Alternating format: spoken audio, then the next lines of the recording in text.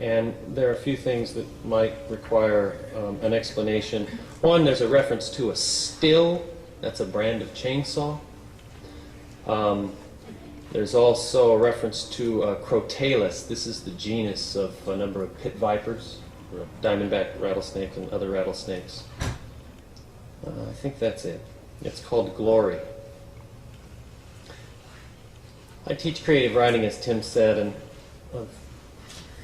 it becomes more and more difficult over the years as I become more and more empathetic with my students and just how difficult the task is of writing.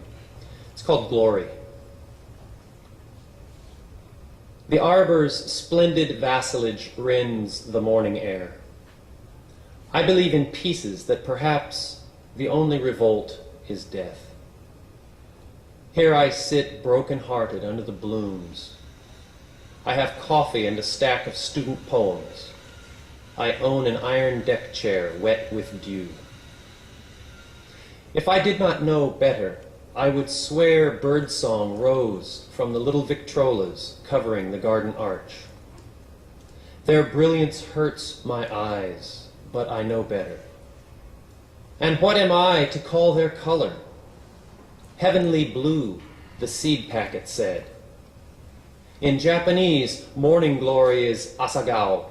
Asa, morning, cow, face. And in her opening stanza, a church bell ceases yet tolls the disappearance of a girl's grandsire who fought the tiny swordmen on the islands, who smoked bees from wooden boxes while he smoked himself to death.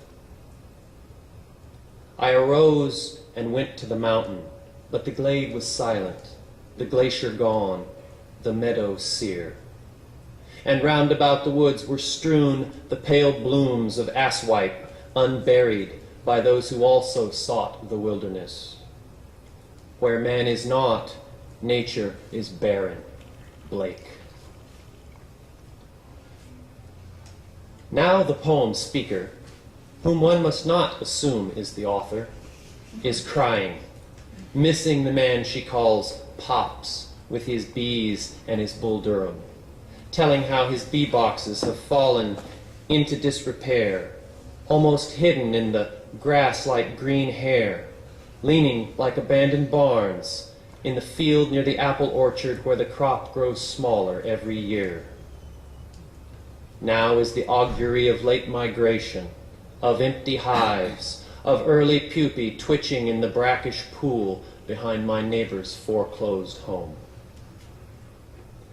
There is a man I would like to know better, a man who trekked in sun-dried deserts with a backpack full of poems, tracing the sinusoidal track of Crotalus in the graven silence of sand. He still writes letters in beautiful script on lovely paper, and in a letter I did not write, I told him of the night I knelt to fuel my still in the dank soil of a fire line, told him how I watched the terrible and ravenous light crawl down the ridgeline, told how I saw old growth in flame immured, charred trunks horrent upon the horizon's bare convex, told how I thought it intimation of an end. You shall not bring me down to believe such fitting and fitted, I know better and please your lordship. Blake. Her trouble, as I've told her, is telling. She remembers his tenderness when she tastes honey from a plastic bear.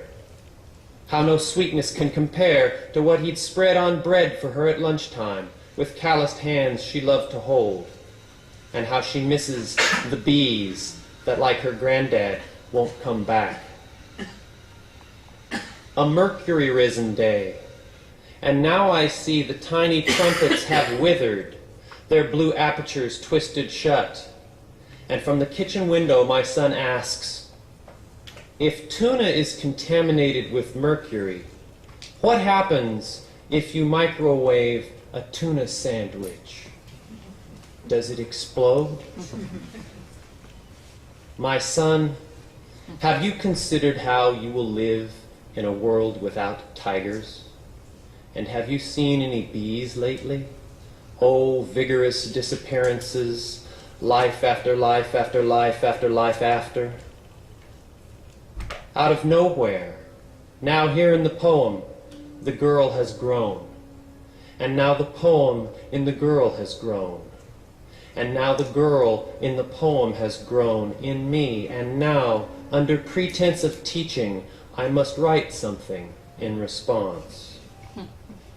Dissembled and furthering, the shadow of my hand veers dark and mutant over the page.